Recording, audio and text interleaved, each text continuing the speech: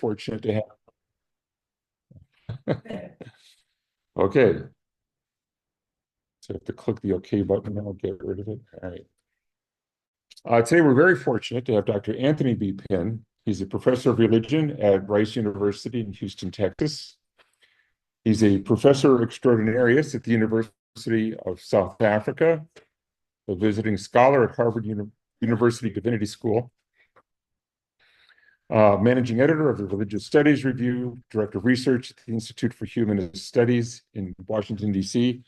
He teaches a number of courses and seminars, some that I thought were particularly interesting are the religious thought of Martin Luther King and Malcolm X, what's religious about Black religion, rise of the nuns, humanisms and humanities, reading Richard Wright, theism and anti-theism in the writings of Richard Wright. If I was in Texas, I might attend some of these. They look pretty interesting. Okay, well, over the past several decades, there's been an increased attention to disbelief within the African-American communities. Is African-American humanism, or more popularly called Black humanism, a political movement, social movement? Drawing on his new book, The Black Practice of Disbelief, and this is what it is. It's a nice, handy little book, fits in your pocket, good for reading wherever you may be. It's a really interesting overview. Dr. Anthony Pinn explores what we might learn about the beliefs and practices of humanism in African-American communities by examining it as a new religion. Dr. Pinn has a Master of Divinity and PhD in the study of religion from Harvard University. And interestingly, he began his teaching career at Macalester College in St. Paul, where his research and teaching earned him early tenure and promotion to full professor within the first 8 years of his career. He's written dozens of books. These are four that might especially appeal to our group. Why Lord, Suffering and Evil in Black Theology, Writing God's Obituary, How a Good Methodist became a better atheist, The End of God Talk, an African-American Humanist Theology, and of course his latest book, The Black Practice of Disbelief, an Introduction to the Principles, Histories, and Communities of Black Nonbelievers. So please welcome Dr. Anthony Pinn, who will be talking about Black humanism, past, present, future. Well, okay, hello. It's wonderful to be with you today. What I'd like to do is, there are a few things I'd like to say concerning Black humanism and its implications for the larger humanist movement. And then I thought we might spend most of our time chatting. So the first thing I'd like to say is this, that if we think about Black humanism as a recent development, we do ourselves a disservice. That Black humanism, the principles, the ideas, the posture towards the world that we have come to associate with humanism is as old as the Black community in what became the United States. Much of this thinking begins to develop in response to the absurdity of enslavement and the manner in which enslavement made use of a Christian grammar and vocabulary. This was problematic. And we have a historical record that we have often overlooked, but it's there nonetheless, a historical record that indicates that this sort of hypocrisy raised questions for an enslaved Black population that made it extremely difficult to engage and to hold to belief.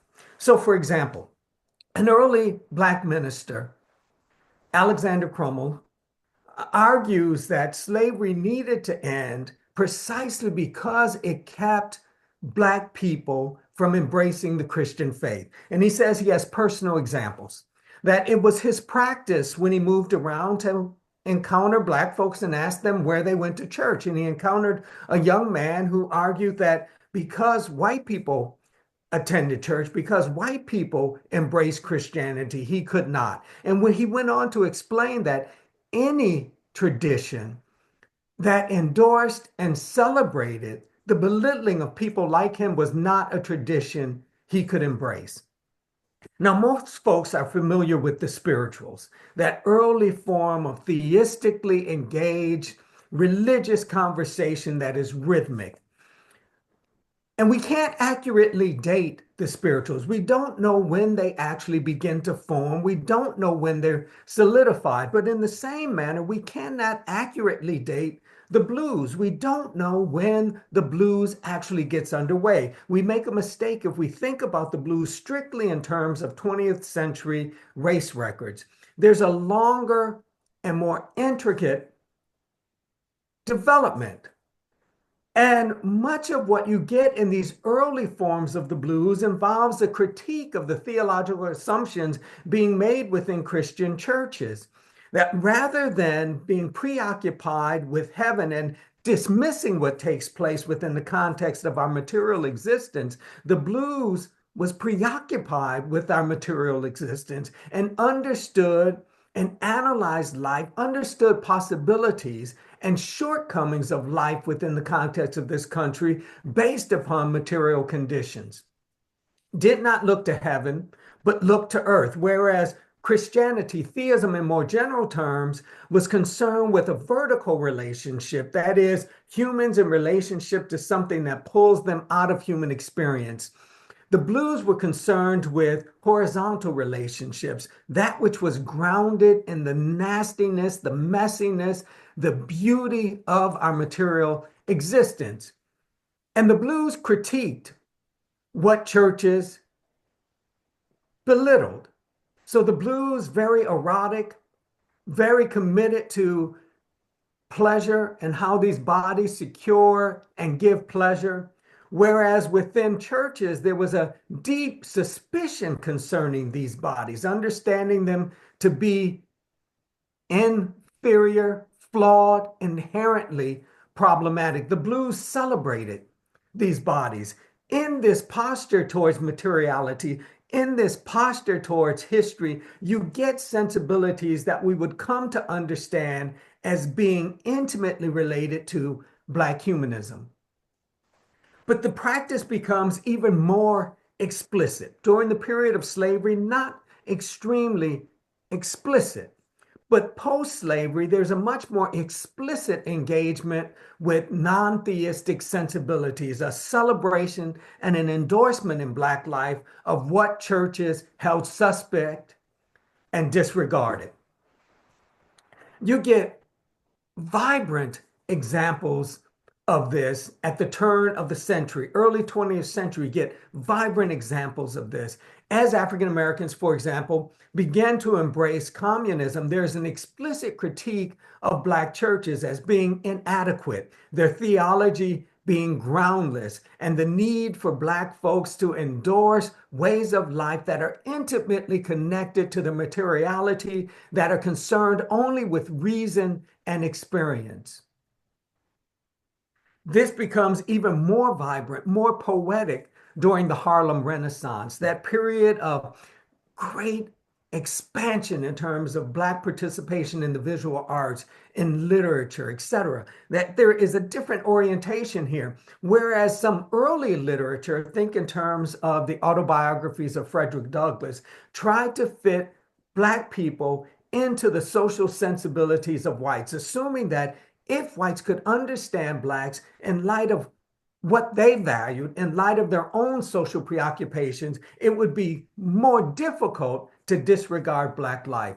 But the Harlem Renaissance argued, no, that is to dwarf Black humanity, that to be human is to be capable of great good, but also capable of great harm. It's to be messy. And so the Harlem Renaissance provides a better depiction of the messiness of life. And in providing this alternate depiction of Black life, the Harlem Renaissance also raised questions concerning Black folks' allegiance to theism. And so you get folks like Zora Neale Hurston, who argued that prayer is for the weak. Prayer is for those who are unwilling to fully engage human capacities, human capabilities, and to live within the confinements of what these human bodies can produce. For her, prayer was for the weak. Nella Larson began to produce literature that raised questions concerning Black reliance on God. In a book called Quicksand, the protagonist, Helga Crane, is troubled. She's a tragic mulatto figure. Racially, she's not fitting. Socially, she's not fitting. And as a consequence of this, she surrenders herself to a rather evangelical, conservative Black minister and Black church. She moves to the deep South with this minister and she's trying to make life anew, but things are not going well for her. She's working on it, trying to be involved in this church until she realizes, and Nulla Larson puts it this way, that Helga Crane realized that she wasn't getting any response from God. Things were not getting better because there was no God. That Helga Crane could only rely on her own capacities, her own abilities. Most folks tend to think of James Baldwin as a theist, as a churchman. And that is the case for his early life, but James Baldwin leaves the church. And James Baldwin will come to describe his religiosity as writing, that writing is his religion. And he does not think in terms of supernatural claims. This doesn't work for him. This reliance on God really doesn't work for him. Religion for him is writing. It's the capturing in words of human experience, the wrestling with human experience. This orientation is even more explicitly presented by the writer Richard Wright. In his quasi-autobiography, he talks in terms of his relationship to his grandmother. And he argues that this relationship with his grandmother was troubled in large part because he did not see the utility of religion. And she was deeply concerned that if he didn't find God, he would go to hell. Some of his young friends who had committed themselves to the church also pressed him to give himself to God. So he goes to church to make his grandmother happy. But it just doesn't work. And Richard Wright in Black Boy, that quasi-autobiographical treatment, argues that if he had encountered the workings of the church before he encountered the harshness of the world, then it might have captured him. But he encountered the church after he encountered the world, and the church, as a result, had no appeal. For Richard Wright, Christian church and theism in much larger terms did not serve Black people well. For him, there was no way to justify Black allegiance to theism. It just did not work. This orientation, this increase in non-theistic thought within Black communities would continue to grow, continue to develop. Through the period of the Civil Rights Movement, it plays a fundamentally important role in what Black folks are trying to do in terms of transforming social, political, and economic life in the United States. I give you an example. Folks are aware of the March on Washington for Jobs and Justice. But what folks tend to forget is that without the atheist A. Philip Randolph, that march would not have taken place. And so the civil rights movement that we typically associate with Black churches is grounded in the union organizing of a Black atheist. Very, very important. If you think in terms of the Black Panther Party, think in terms of Huey Newton. And Huey Newton argued that the idea of God was a sign of ignorance, that for him, our reliance on God was based upon our lack of information. But as we gained information, our allegiance to the God idea would decrease. Knowledge increases, the need for these divine mysteries and ghosts and goblins decreases. Now, he understood that the Black church had some importance, but for him, that importance was strictly associated with it as a physical space with resource and effective communication strategies. It had nothing to do with doctrine, had nothing to do with theology, but these physical spaces could be used to organize, and Black churches could get information out quickly. That was the extent of it. And then you have someone like James Forman, who argued that as a college student, he left behind the idea of God, left it behind, and began to rely exclusively on human capacity and capability. James Weldon Johnson, who gives us that song that has become the Black national anthem, also argued that as a young man, he gave up any allegiance to Christianity, any allegiance to theism. And for him, all the Black church offered, all Black religion offered, in larger terms, all theism offered, was a grammar and vocabulary for life that allowed us to capture wonder and awe. But it had no theological weight, no theological significance. It was simply a cultural code that allowed us to express wonder, awe, and uncertainty. This would continue to be the case, and Black folks who associated themselves with non-theism, who in the 1970s would begin to call themselves Black theists, this population grows. And it's in the 21st century that this population becomes very, very public in its self-understanding. A growing percentage of African Americans, when surveyed, argued that they held to no particular religious orientation, and a noteworthy percentage of that group claimed to be non-theist in a variety of forms: humanism, atheism, skepticism, free thought, but non-theist in a significant way. And here has been the challenge, that what are these Black humanists to do outside of their individual activities? What kind of communities are they able to join? And here's the dilemma. For too very long, non-theistic organizing within the context of the United States did not adequately extend itself beyond separation of church and state and science education. That it did a really good job of critiquing and belittling theistic orientations, but did not provide anything substantive for folks who were leaving those orientations. And think about it this way. For Black non-believers, there can often be social and economic loss. That Black life has been so intimately associated with theism, and moral and ethical capacity tied to this theistic sensibility, that Black folks who claim no allegiance to theism often lose family, friends, jobs. What's the alternative? What does the humanist movement, non-theism in larger terms in the United States, offer as an alternative?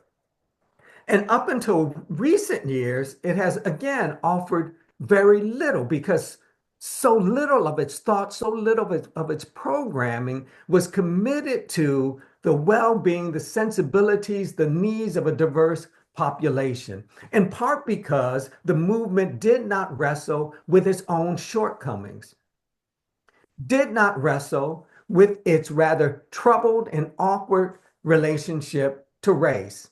For example, I don't know very many free thinkers, skeptics, atheists, or humanists who don't have an appreciation for Thomas Jefferson. But as soon as Thomas Jefferson is brought into our communities of thought, we have also brought in sexual violence and racism. And we've not wrestled with the ways in which non-theistic communities in the United States have been victims of U.S. social codes, assumptions, and preoccupations. Black folks have worked to try to secure position, try to secure a space within this larger movement. Think in terms of the work of Norm Allen and the African American Declaration from the 1990s, trying to make an effort for inclusion. But it's often difficult.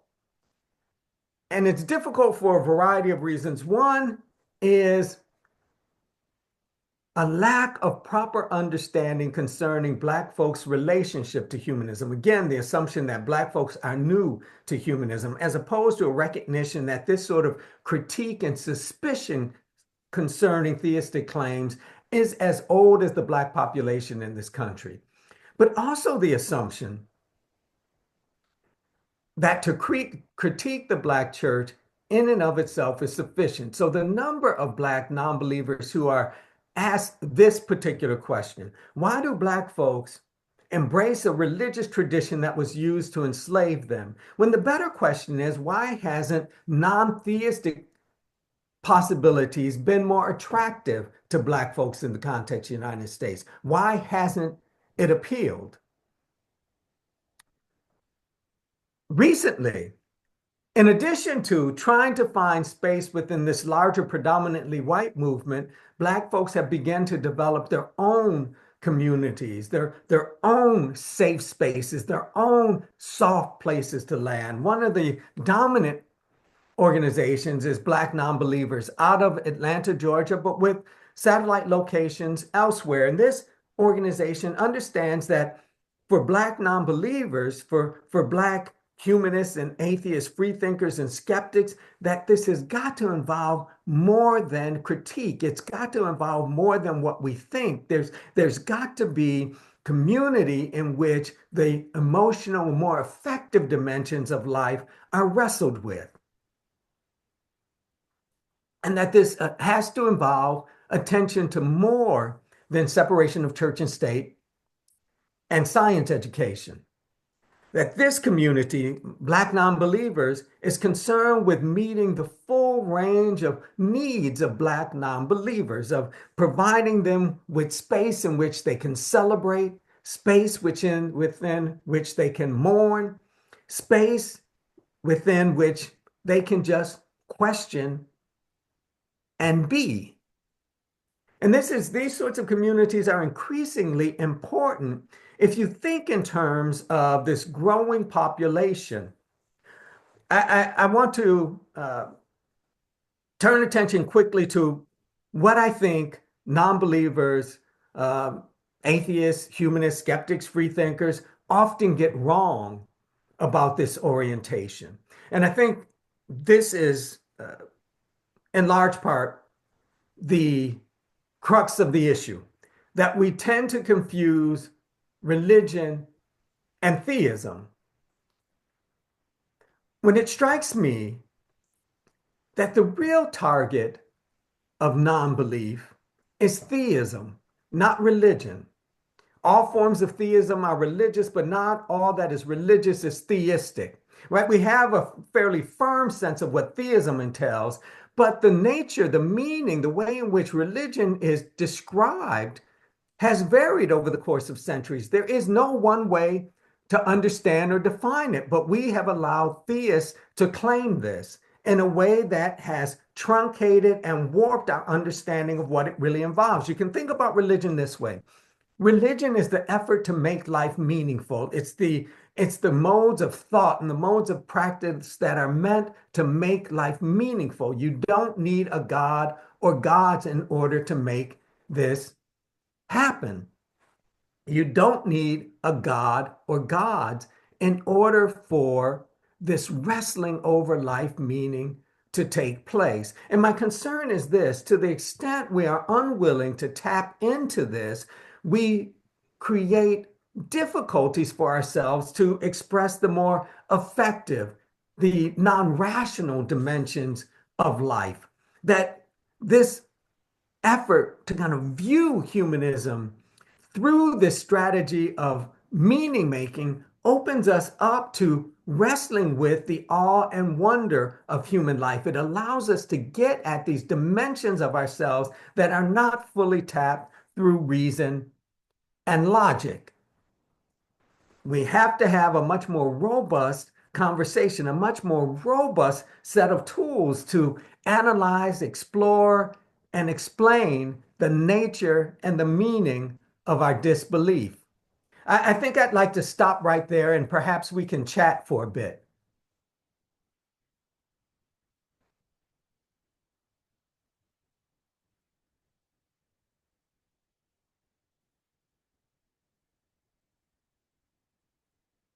Questions or comments? We're trying to figure out technically here what we're doing. What's the best way to do it?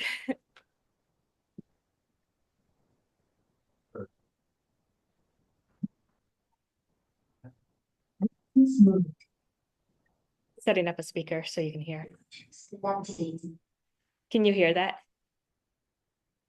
See if this works. Yes, hello, Anthony. Good to see you. We had representatives from the Minnesota Secular Coalition last month, 3 elected representatives. And being familiar with the neighborhood here, you know the Rondo neighborhood, and from your times at McAllister. One of the 3 elected representatives is a Black woman that represents Rondo neighborhood. And just as when she was up there, she said, I got into the legislature. Her family was kind of non-theistic, so theism wasn't something that she believed in, but religion was something that was benign in a way. She said, well, religious people, it really wasn't anything of a threat to her until she started looking at legislation. And then she started seeing the Christian nationalism. And eventually she joined the Minnesota Secular Coalition with some other elected representatives. So she was elected in a predominantly Black neighborhood where the church is very prominent and religion wasn't a factor and her non-belief wasn't a factor, which seems for a lot of us kind of an unusual circumstance. But for her, it was just a natural phenomenon. And however she navigated her lack of theism had no impact on the churches that in this area, because it never came up. Almost like a Julian Bond type of experience, where he was a non-theist, but you really had to search to know it.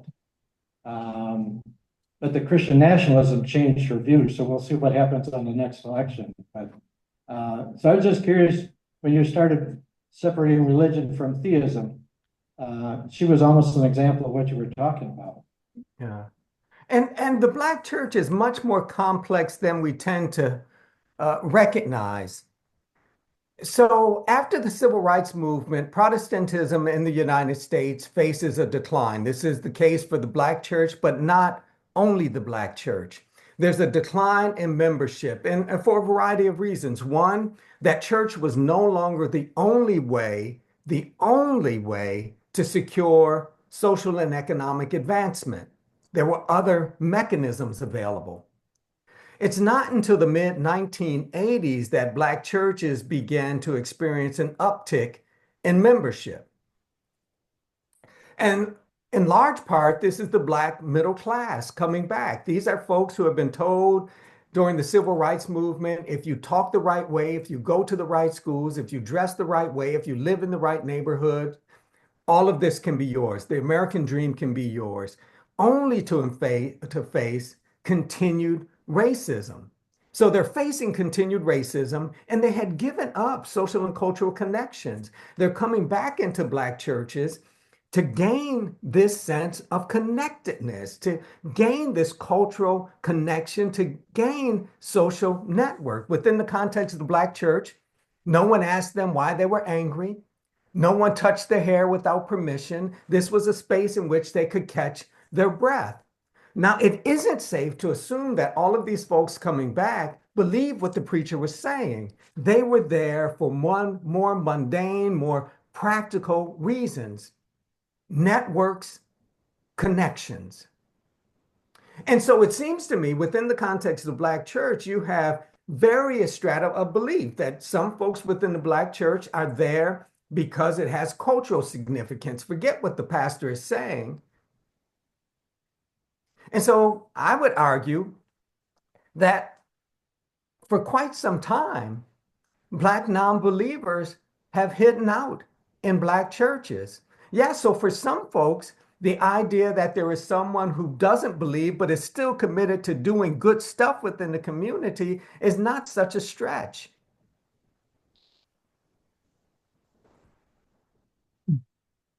That's a really good point. I had a question also about kind of like tactical unity and having common interests and common alignment of interests. Is one of the issues that the secular community has, especially the ones that are drawing heavily on the Enlightenment thought that's very colonial, an area is this vulgar materialism, where they're pulling on this Aristotelian Epicureanism, where they say, well, these people are obviously poor. They must be poor because of social Darwinist reasons, like Aristotle would talk about how women have fewer teeth or something, and that's why they should be subordinated at home.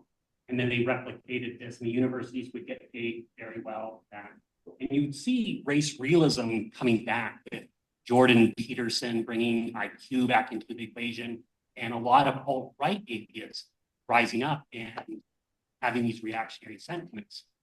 On the other hand, you had people like Fred Hampton back in the day, pointing out more of a dialectical materialism, even though MLK was not a Marxist. He was still pointing out that putting profits over people's lives created those three evils of militarism, racism, and poverty.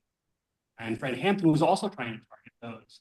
And if we look at the dialectical materialism part, racism is incentivized in our culture because when you devalue labor, you get a larger surplus of profit.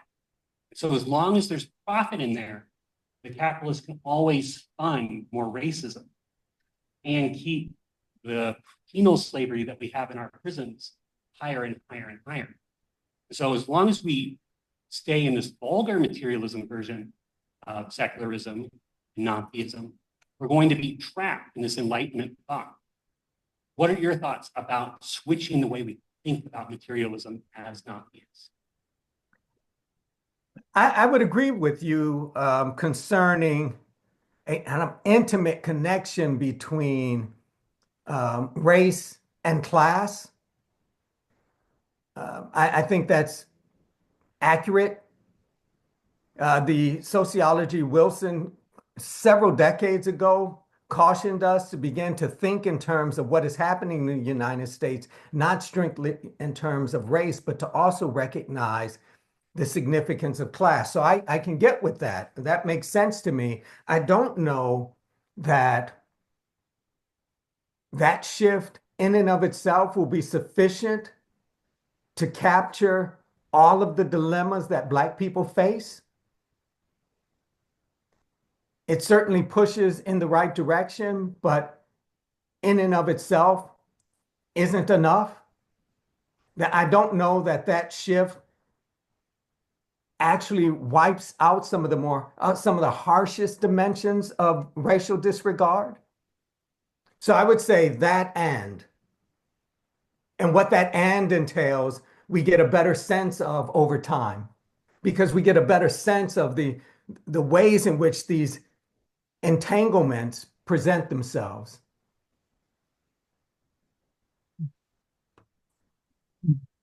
Have you received any pushback from the African American free thought skeptic atheist community over your calling humanism a religion? No. And yeah, you might think I would, but I really haven't. I think in part because it costs nothing, right? That once I make this distinction between theism and religion, and folks recognize that I am not saying they are closeted theists, there's nothing lost, that they recognize that humans are on a quest for meaning. We are meaning-seeking creatures, and that you can do that in a way that doesn't involve the language of the divine. Once that distinction is made clear, that there's no need for resistance. And I think you get some of this working out with people like Mandisa Thomas, who's the founder of Black Nonbelievers, right? They have a kind of godless gospel choir. So they understand the kind of cultural significance of some of this grammar and vocabulary without the need to get entangled in the theistic dimensions. And let me go back to James Weldon Johnson, who again argued that he was a non-believer, but he also wrote this fabulous treatment of the Black sermonic style, God's Trombones. And people say, he wrote about the sermon.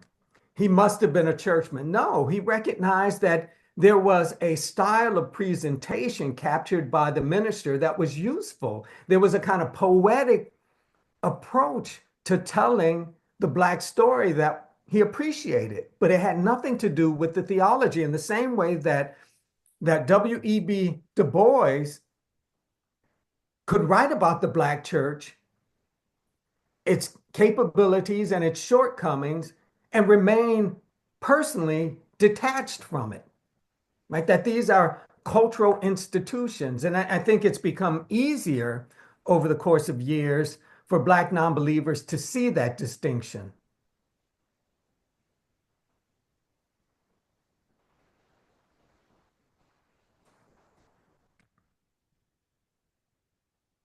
So my question is, would you encourage people to be like religious humanists rather than being like, as opposed to being moderate humanists?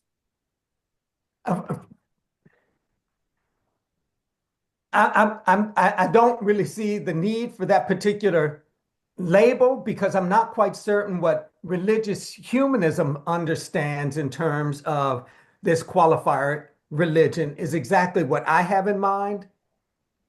That this is simply the quest for a complex sense of who, what, when, where, and why we are. And so what I'm suggesting really doesn't require that qualifier. So rather than encouraging humanists to embrace any particular adjective, any particular qualifier, I'm simply suggesting that humanists ought to be better aware of the ways in which our orientation is all about the business of making life meaningful, and that this effort to make life meaningful extends beyond science education and separation of church and state.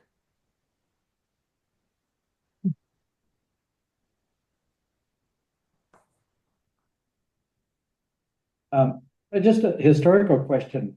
So when you lived here, you were familiar with the Minnesota Twin Cities Spokesman, the African-American newspaper? Yeah. We brought in Norm Allen, who you mentioned earlier, after he did African Americans Humanism, his book. And we set up an interview, and they interviewed him for an hour or so. And at the completion of it, they said, well, that's just a fantastic interview, but we're not printing it. Because they didn't perceive their audience as wanting, and their advertisers as wanting to see a non-religious. That's what Norm Allen kind of said. Well, it's just the nature of who their audience is and who their advertisers are. But do you think that that's probably changing nowadays, because you're presenting a different way of presentation, changing the message slightly so it's a little bit more inclusive and non-confrontational, and it would include more of their actual readers? Probably would have much more. Well, the question would be, do you think they would grant you an interview and print it in today's times? Well, I wouldn't say it's non-confrontational. I would say that what I'm suggesting is a posture towards difference that doesn't seek to belittle. Yeah, well, I like that approach too. Do you think, since I think you're coming for speaking at the American Atheist Convention, if there were an opportunity for that newspaper would want to interview you this time?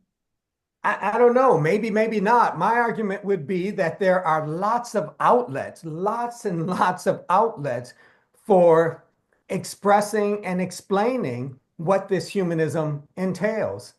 And I wouldn't be preoccupied with one source that is reluctant when there are so many others. Right. And I think we have to give proper attention to podcasts, for example, that provide an opportunity to share information that I don't know that I would use the newspaper as the litmus test for this.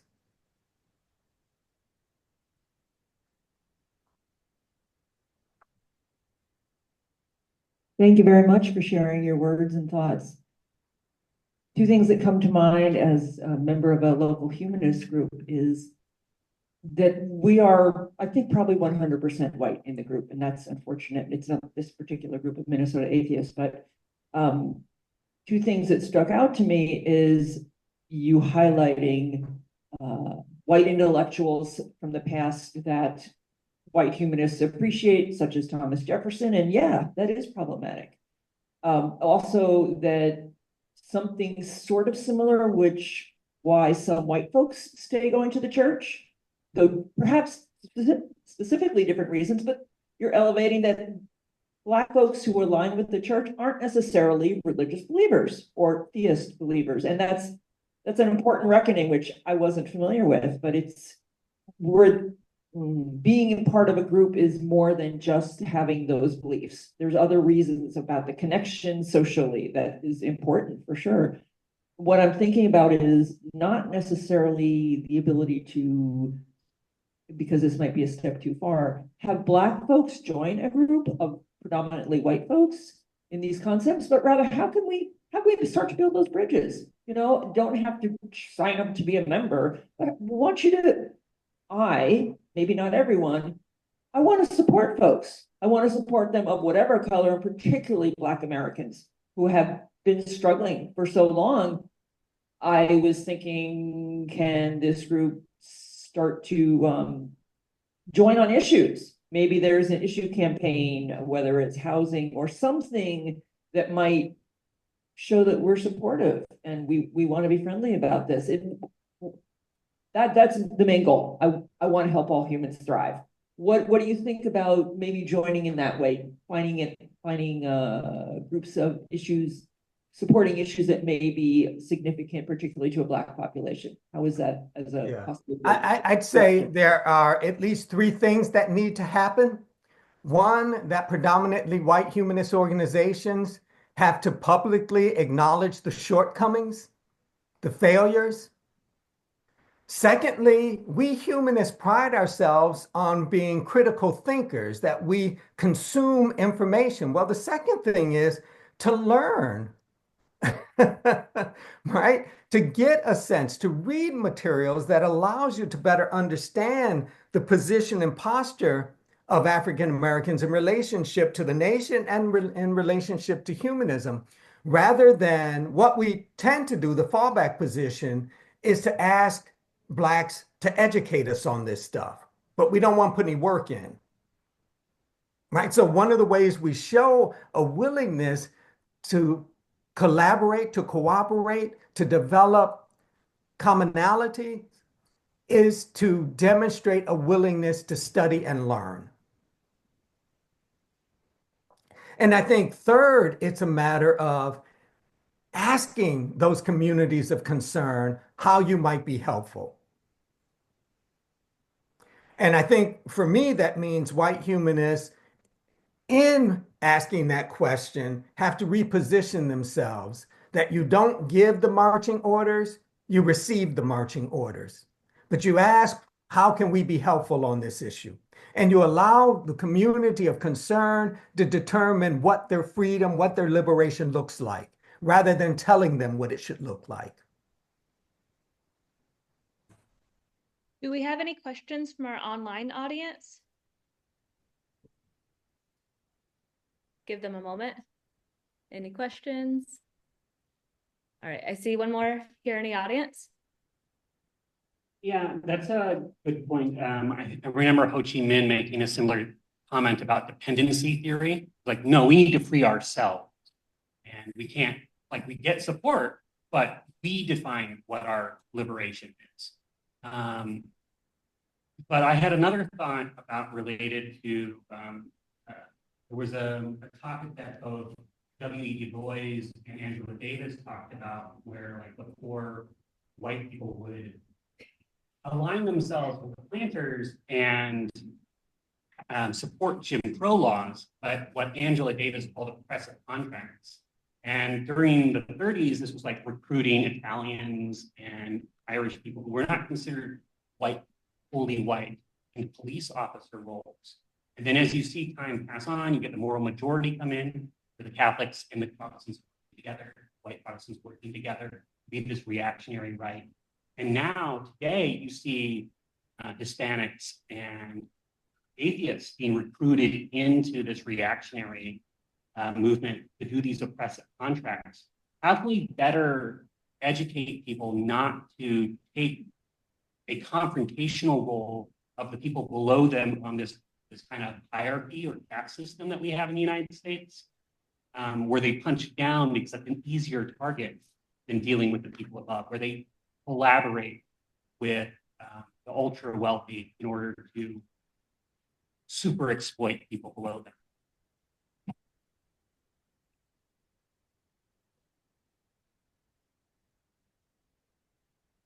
I'm trying to think of a way to phrase this.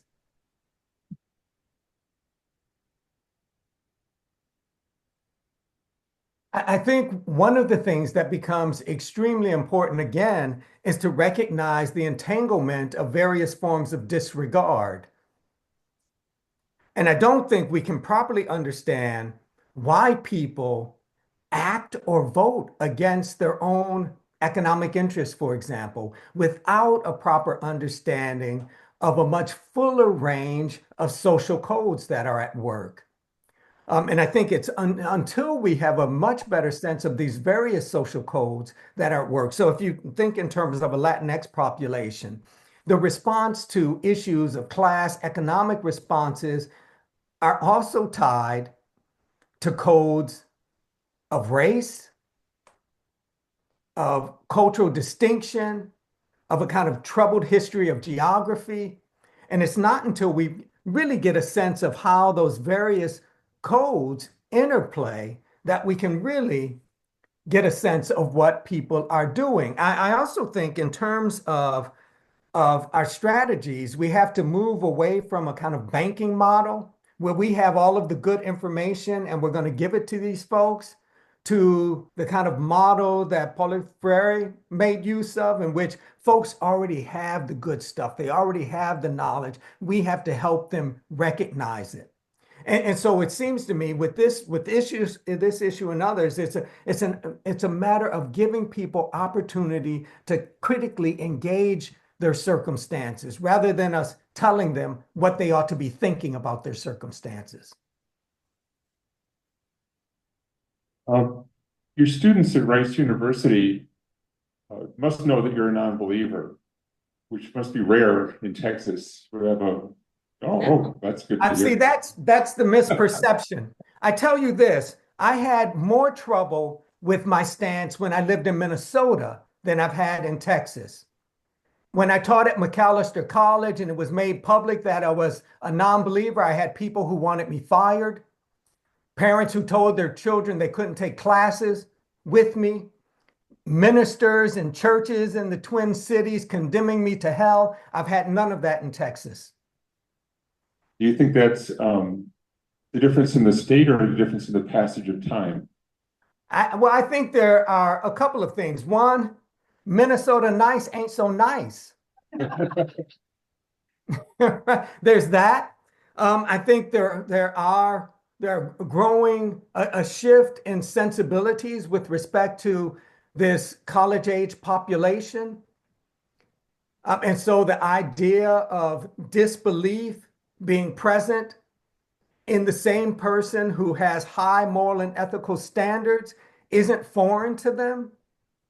I also think it's the case that for more of my students, as time passes, what I think personally is irrelevant to them. They don't care whether I believe in God or not.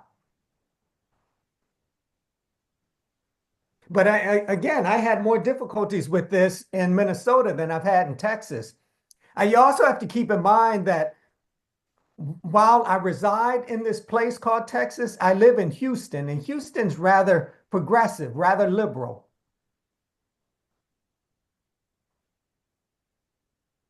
That's my defense of my hometown for today. Yeah. Wow, it's good news. Any other questions? Oh, we have another question. I do agree with you in the sense that there are some things that we might need to replace certain religions with, in the sense of helping society grow more tolerant.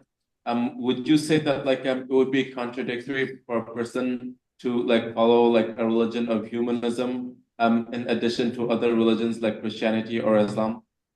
Well, again, you have to understand what I mean by religion, right? So what I'm calling religion is distinctive from what Muslims or Christians call religion. For me, it is simply an effort to make life meaningful. It is a wrestling with the fundamental questions of human existence. Who are we? What are we? When are we? Why are we?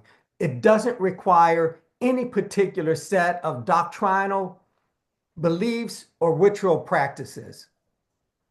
And so the ability to harness these two, humanism and a form of theism, lots have done it. And I'm not one who's interested in padlocking churches, mosques, and synagogues. With although the First Amendment can be read in a variety of ways, it seems to me that it does safeguard the ability of folks to hold to belief structures that make sense to them. And I'm all with that. So I'm not trying to padlock churches, mosques, and synagogues, but I do want to do this. I think I have a moral and ethical obligation to try to decrease the harm that theists do in the world, but to also decrease the harm that non-theists do in the world. How people organize their personal belief structures, more power to them. But a moral and ethical obligation to decrease the harm that theists do in the world and the harm that non-theists do in the world.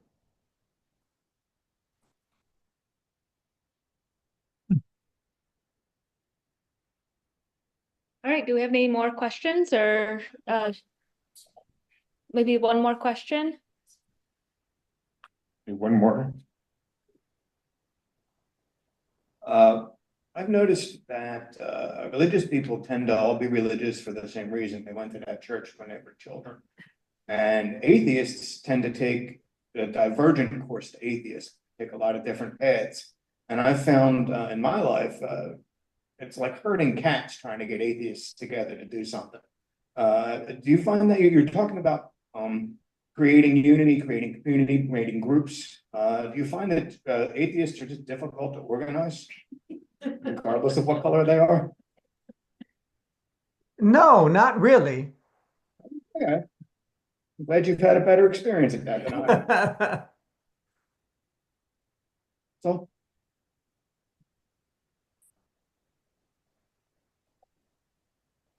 Oh, we're gonna take one more. Hi, you talked a lot about the positive role that religion and cooperating with ESD and not wanting to put padlocks in churches.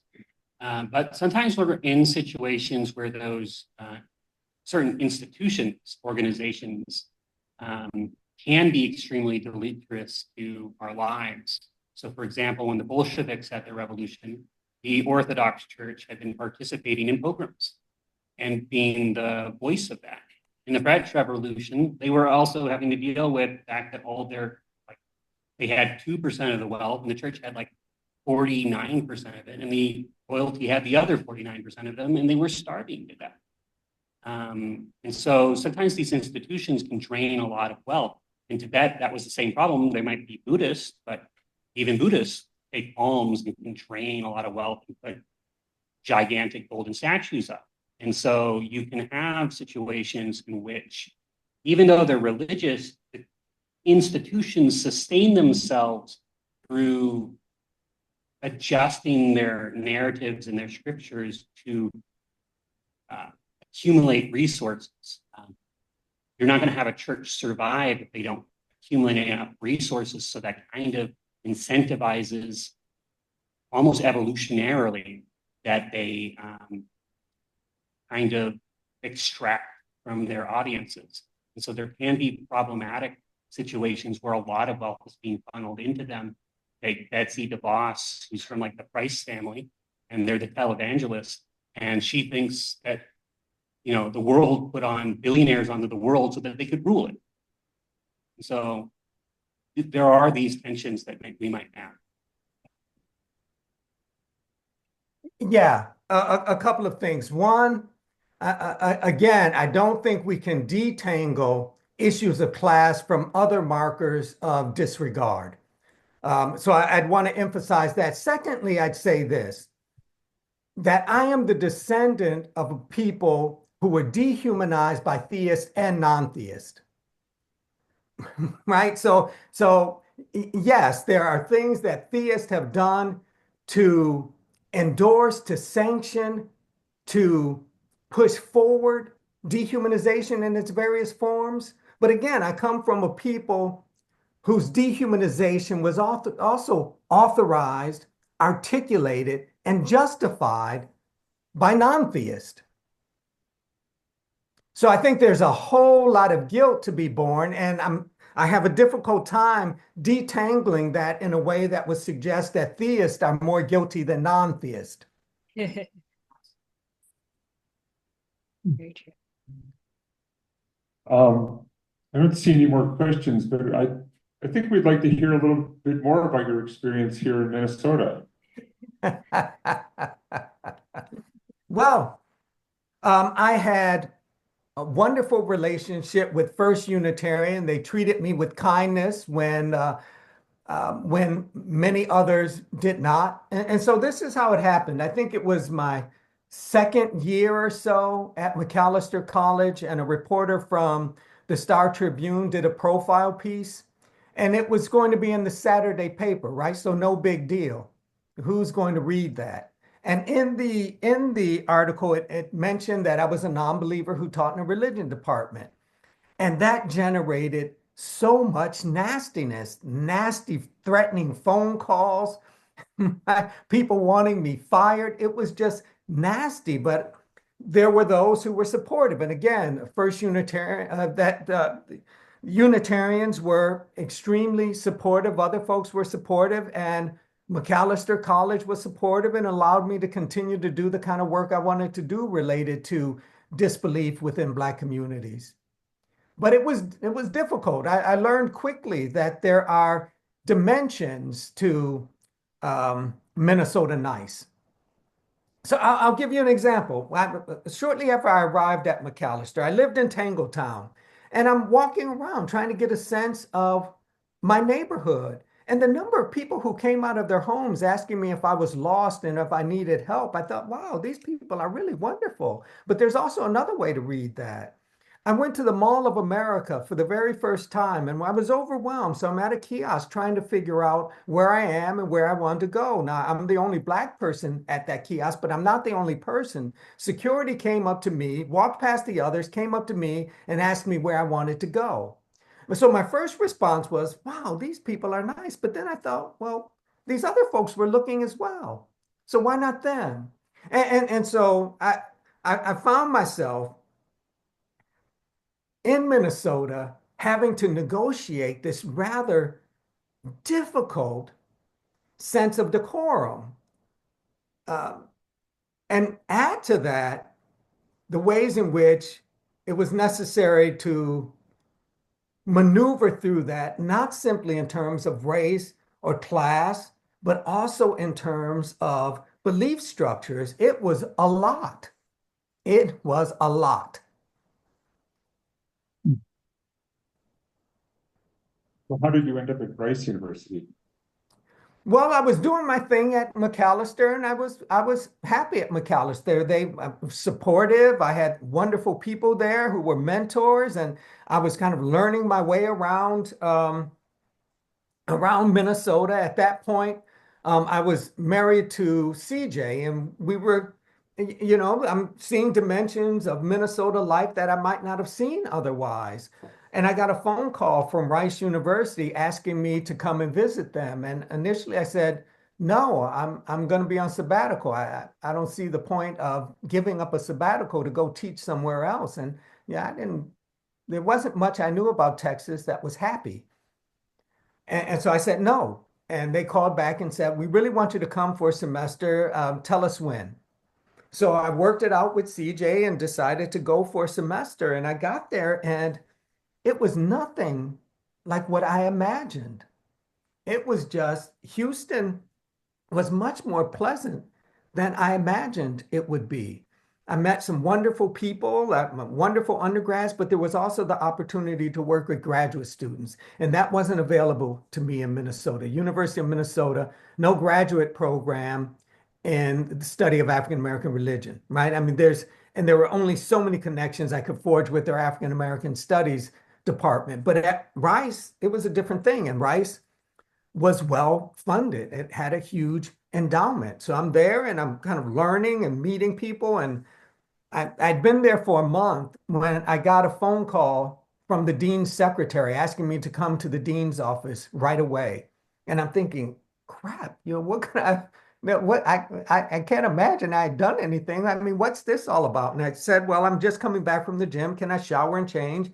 And I was told, no, come immediately. So I go down to the dean's office and they offer me the job that I currently have. And all of the things came into place in terms of career development, what I want to do, how I want to do it, the kind of resource necessary for it. And I decided it was a move that made sense. And I've been here 21 years now. And I've graduate students who are out in the world doing really cool stuff. So I'm really proud of them. Wonderful. Any final questions? Okay. Well, thank you so much, Dr. Pinn. Thank you. It was great chatting with you. I think now I'm going to go and prepare for our snowstorm on Tuesday. I've kind of forgotten how to deal with the snow, so it's going to take me a little practice. I've got 2 days to work it out. Does Houston shut down with 1 inch? I'm 21 years. This is the first threat of snow I've experienced. So I don't know that Houstonians really know how to deal with snow. Tell them it's only 1 below 0 here, right? One below 0 here right now. Oh, geez. I mean, we're complaining because, with the wind chill factor, it's 25, 26. Sometimes. Okay, thank you once again. We really appreciate it. Thank you. Thank you.